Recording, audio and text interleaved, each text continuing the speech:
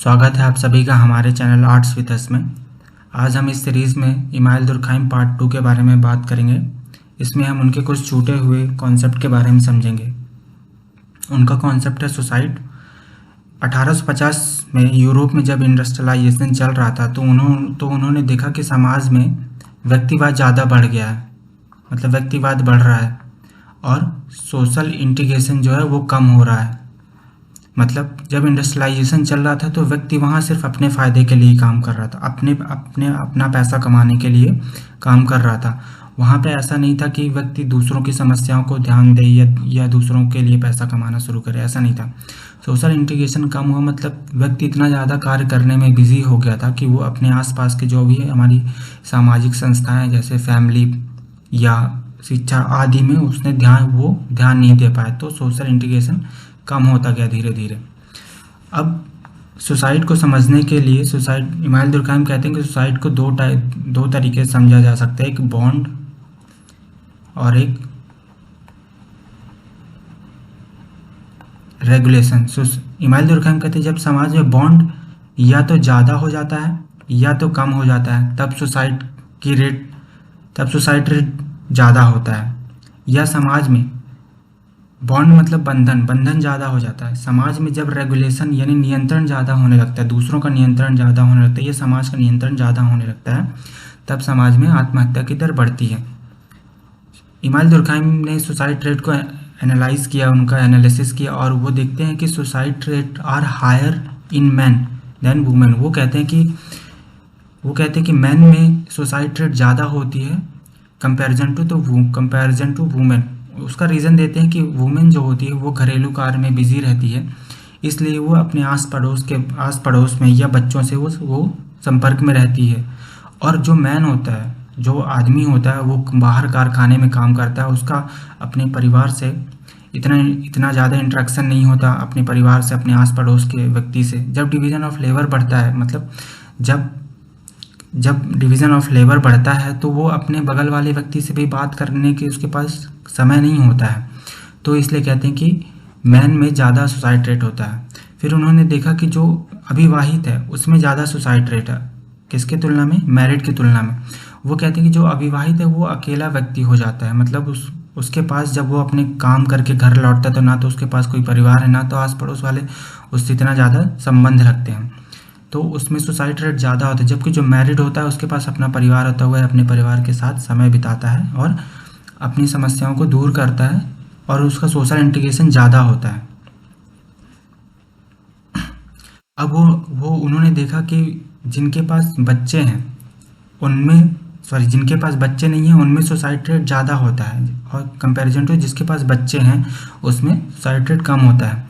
यहाँ पे वो ये भी बात बोलते हैं कि जो वुमेन निसंतान है,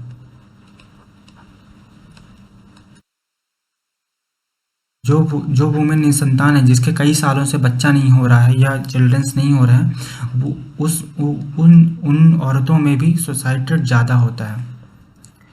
सुसाइड रेट प्रोटेस्टेंट धर्म के व्यक्तियों में ज़्यादा होता है according to comparison to Catholic या जूइश धर्म के लोगों में। सुसाइड रेट सोल्जर्स में ज़्यादा होता है, सिविलियंस में कम होता है। उन्होंने देखा कि सोल्जर्स में ज़्यादा होता है जब वो वॉर टाइम में होते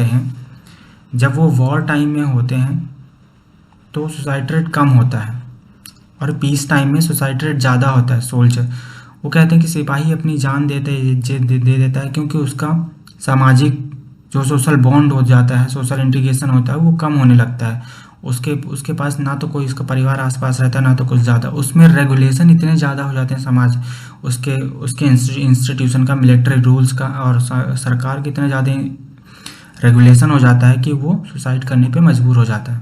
अब वो देखते हैं कि स्कैंडिनेवियन कंट्री जो होती है, जो ठंडे प्रदेश होते हैं, उसमें भी सुसाइड रेट ज़्यादा होती है। वहाँ पे जीवन की जो जीने की इच्छाएं होती हैं वो लोगों में कम होती हैं। वहाँ पे देखते हैं कि ना तो उनके पास ज़्यादा रहने के लिए खाना है और ना ही रहने के लिए अच्छा क्लाइमेट होता है। तो वो देखते हैं कि जो ठंडे प्रदेश होते हैं उनमें सुसाइड रेट ज़्यादा होती है। इमाइल दुर्कheim कहते हैं कि ये सोशोलॉजिकल फैक्टर से सुसाइड को नहीं समझा जा सकता। वो कहते हैं कि सुसाइड का कोई मनोवैज्ञानिक कारण नहीं होता, उसको उसके थ्रू एक्सप्लेन नहीं किया जा सकता है। It can be explain by the social institution, जो हमारे सोशल इंस्टीट्यूशन होते हैं, फैमिली, स्कूल, कॉलेज, ये जो हमारे सोशल इंस्टीट्यूशन होते हैं उनमें उनके उनके और व्यक्ति के दोनों रिलेशन के बीच बीच से समझा जा सकता है सुसाइड को, कि सोशल इंस्टीट्यूशन का और व्यक्ति से उसका क्या कैसा संबंध है। अगर सोशल इंस्टीट्यूशन का उसके ऊपर रेगुलेशन ज़्यादा हो रहा है तो भी सुसाइड ज़्यादा हो जाता है, और अगर सोशल इंस्टीट्यूशन या सोशल इंटीग्रेशन कम हो रहा है तो भी सुसाइड ज़्यादा हो जाता है।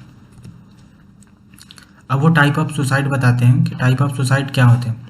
जैसे कि मैंने बताया कि पहले सुसाइड को समझने के लिए बॉन्ड और रेगुलेशन को समझना जरूरी है। कि जब समाज में बंधन ज़्यादा हो जाता है, यानी समाज आपके ऊपर प्रतिबंध ज़्यादा लगाने लग जाता है, या समाज आपके ऊपर प्रतिबंध लगाना छोड़ देता है, आपको पूरी तरह से नियंत्रण में नहीं रखता है, या मतलब आपसे बात करना बंद कर देता है आपके आस पड़ोस, तब सुसाइड होती है। ऐसे सुसाइड, पहली सुसाइड होती है ईगोइस्टिक सुसाइड के बारे में बात करते हैं। Egoistic suicide absence of social bond के कारण होती है, मतलब सोशल बॉन्ड यहाँ कमज़ोर होने लगता है। सोशल बॉन्ड यहाँ कमज़ोर हो जाता है, लोग आसपास में बात नहीं करते हैं, उसके जो सोशल इंस्टीट्यूशन होते हैं उनसे बॉन्ड कमज़ोर हो जाता है। उसका अटैचमेंट ग्रुप, यानी जो उसके समूह से होता है, सोसाइटी में जो उसके ग्रुप्स होते हैं उससे अटैचमेंट उसका कम होने लगता है धीरे धीरे, और वो ईगोइस्टिक सुसाइड हो जाती है। ईगोइस्टिक सुसाइड को अहमवादी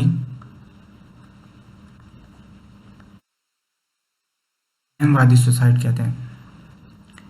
अल्ट्रिस्टिक सोसाइटी में हाईली इंटीग्रेटेड विद सोसाइटी, मतलब यहाँ पे सोशल बॉन्ड इतना ज़्यादा हो जाता है, यहाँ पे समाज इतना व्यक्ति पे इतना ज़्यादा हावी हो जाता है कि वो आत्महत्या करने पे मजबूर हो जाता है। इसका सबसे अच्छा उदाहरण इमाइल दुर्कheim देते हैं कि इंडिया में जो होता है सती प्रथा होती थी। सती प्रथा में लड़की को या औरत को अपने पति की मृत्यु होने के पश्चात उसको अपने पति के साथ जलना पड़ता था। तब समाज इतना ज़्यादा उस महिला पे हावी हो जाता था, उस पर रेगुलेशन इतने ज़्यादा कर देता था, उस पर बॉन्ड इतने ज़्यादा बना देता था कि उस महिला को अपनी जान देनी ही पड़ती थी। यहाँ पे उसका जो मेन लक्ष्य हो जाता था कि अपने सम्मान को कैसे वो बचाए, और उसे अपनी जान देनी पड़ जाती थी। हाईली इंटीग्रेटेड सोसाइटी होती थी। ये दोनों सोसाइटी जो है ये मॉडर्न सोसाइटी में पाया जाता है। अब वो कहते हैं कि जब समाज में रेगुलेशन कम होता है या तो ज़्यादा होता है तब भी सुसाइड होती है। एनॉमिक सुसाइड, इसको परार्थवादी भी कहते हैं।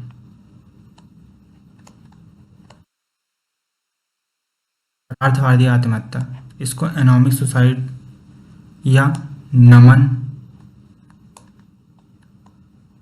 नामन आत्महत्या भी कहते हैं।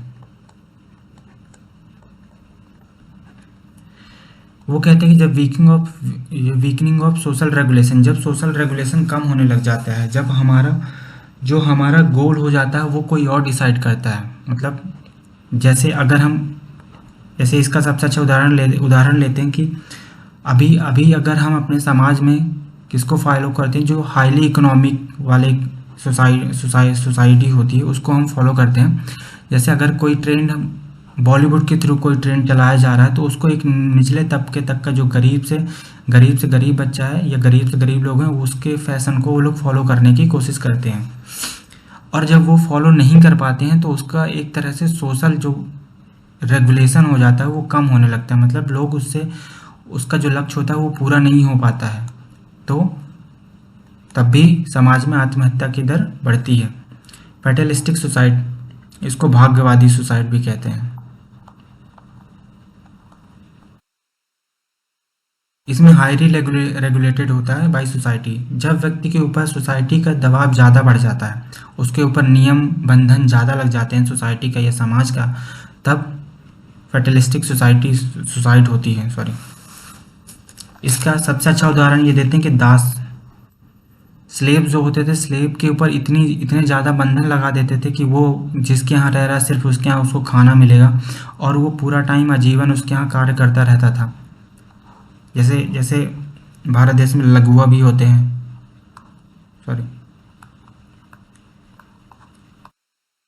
लघुआ, ये लोग किसी भी बड़े इंसान के यहाँ या बड़े लोगों के यहाँ अपना काम करते रहते हैं, आजीवन करते रहते हैं, इनका इनका जो आने वाला वंश भी रहता है ये भी काम करता है।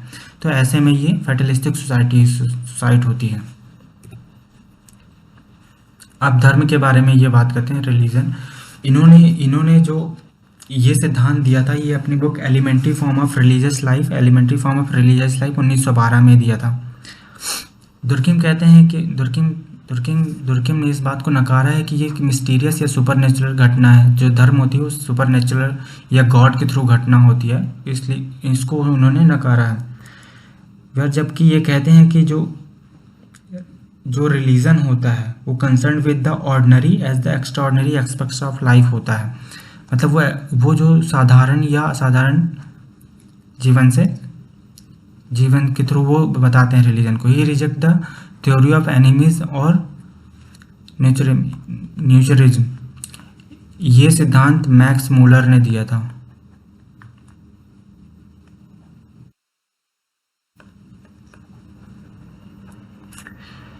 वो कहते हैं कि रिलीजन को वो जीववादी, या तो रिलीजन किसी जीव से उत्पन्न हो या किसी के थ्रू उत्पन्न हो, वो भी इस चीज़ को नकारते हैं, या किसी के प्रकृति के थ्रू या प्रकृति ने रिलीजन को बनाया, ये भी इसको नकारते हैं। दुर्किम सेड द रिलीजन में दो बेसिक कॉन्सेप्ट होते हैं, बिलीव्स एंड राइट्स। दुर्किम कहते हैं कि बिलीव्स जो होते हैं वो कलेक्टिव रिप्रेजेंटेटिव होते हैं, कलेक्टिव रिप्रेजेंटेशन होता है, इसका कलेक्टिव रिप्रेजेंटेशन होता है। और जो राइट्स होते हैं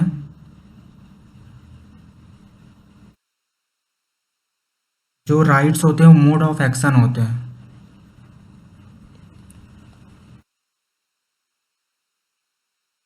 जो राइट्स होते हैं मोड ऑफ एक्शन होते हैं, मतलब कि हम अपना जो मान्यताएं हैं उसको हम कैसे कर रहे हैं, उसके क्या एक्शन है, वो राइट्स होते हैं। दुर्किम ने धर्म में दो चीज़ों को डिफाइन किया, सेक्रेट और प्रोफेन। वो कहते हैं कि जो पवित्र वस्तु होती है वो हमसे अलग होती है। वो पवित्र वस्तु, जैसे अगर हमारे घर में कोई उपवास रखता है तो वो पानी को हमेशा अलग रखता है, और हमारी मम्मी लोग कह देती हैं कि इस पानी को छूना नहीं है, जबकि ये तो नेचुरल पानी ही होता है, नॉर्मल पानी ही होता है, सामान्यता जैसे। तो वैसे ही इस पानी को वो पवित्र बना देती है, मतलब धर्म में इस वस्तु को पवित्र माना गया है। प्रोफेन मतलब जो अपवित्र होती है, जो नॉर्मल हो जाती है, मतलब जिसका सामान्यीकरण हो जाता है। जैसे अगर इसी पानी को नल से निकाल के हम पियेंगे तो ये पानी सामान्य हो जाएगा हमारे लिए, तो ये हमारे लिए पवित्र नहीं है, ये हमारे लिए अपवित्र हो जाती है। वैसे ही प्रोफेन थिंग्स जो सेक्रेट थिंग्स होती है, मतलब जो पवित्र वस्तु होती है, वो उसमें पावर होती है, और इसे सोशल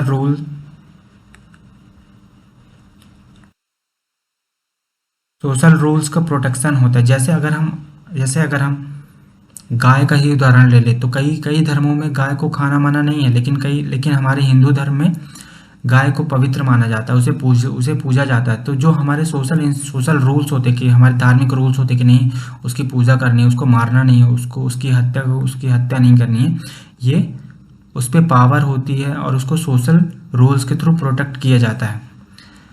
अब इनका एक स्टेटमेंट है कि religion is a unified system of beliefs and practice related to the sacred things. मतलब वो बिलीव्स और प्रैक्टिस का एक सिस्टम होता है, एक यूनिफाइड एक इंटीग्रेटेड सिस्टम होता है religion. Belief and practice which unite into the single moral community. वो जो मोरल कम्युनिटी होती है उसको यूनाइट करती है, उसको एक साथ जोड़ के रखती है रिलीजन।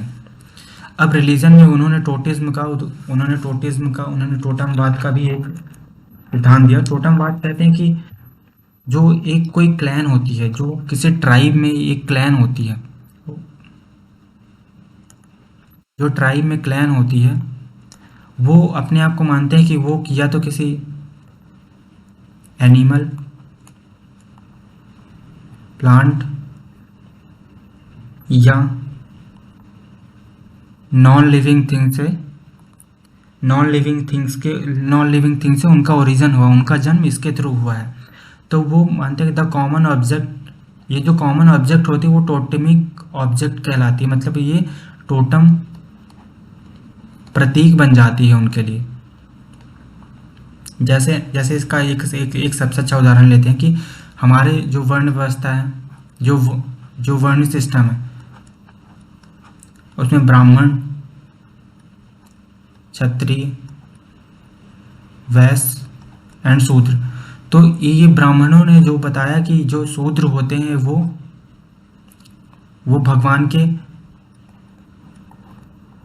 भगवान के पैर से जन्मे होते हैं, और जो वैश्य होते हैं वो यहाँ से जन्मे होते हैं, और जो क्षत्रिय होते हैं वो भगवान के भुजाओं से जन्मे होते हैं, और जो ब्राह्मण होते हैं वो भगवान के दिमाग से जन्मे होते हैं, भगवान ने उन्हें स्वयं बनाया होता है। तो वैसे ही ये मानते हैं, जो ट्राइब्स होते हैं वो मानते हैं या तो वो किसी एनिमल का प्रतीक मानते हैं, कि मतलब जैसे ईगल का ही ले लें, कि जो उनका जो प्रतीक होता है ईगल उनके लिए पूजनीय हो जाता है। मतलब वो ईगल को वो ईट नहीं कर सकते, मतलब वो खा नहीं सकते हैं।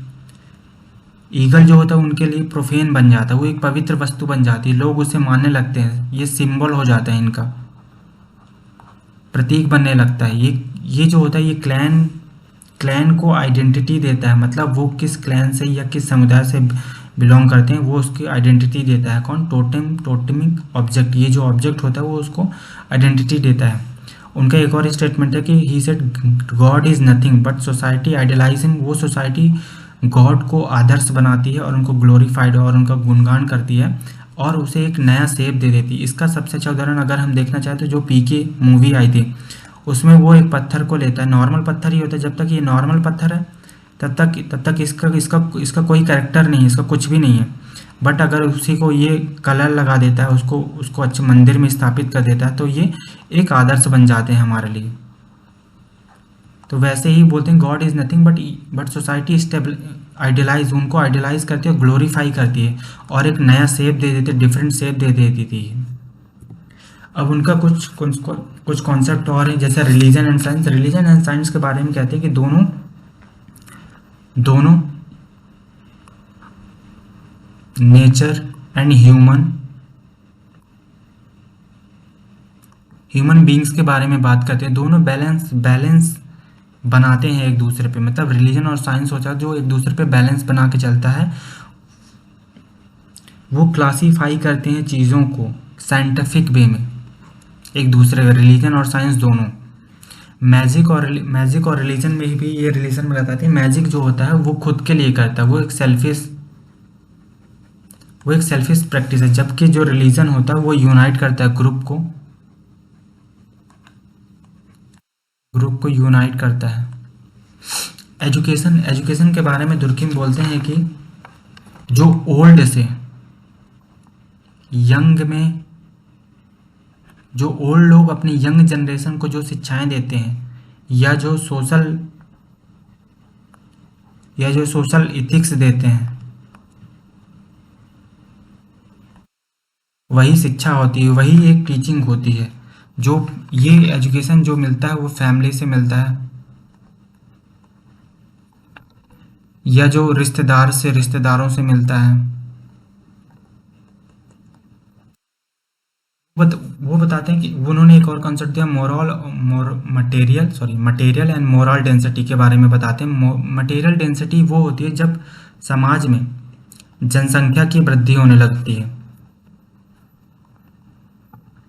वो समाज में जब जनसंख्या की वृद्धि होने लगती है तब उसे मटेरियल डेंसिटी कहते हैं। मोरल डेंसिटी वो होती है जब समाज में व्यक्तियों के बीच इंटरेक्शन बढ़ जाता है। जब समाज में व्यक्तियों के बीच इंटरेक्शन बढ़ने लगता है तो उसे मोरल डेंसिटी कहते हैं।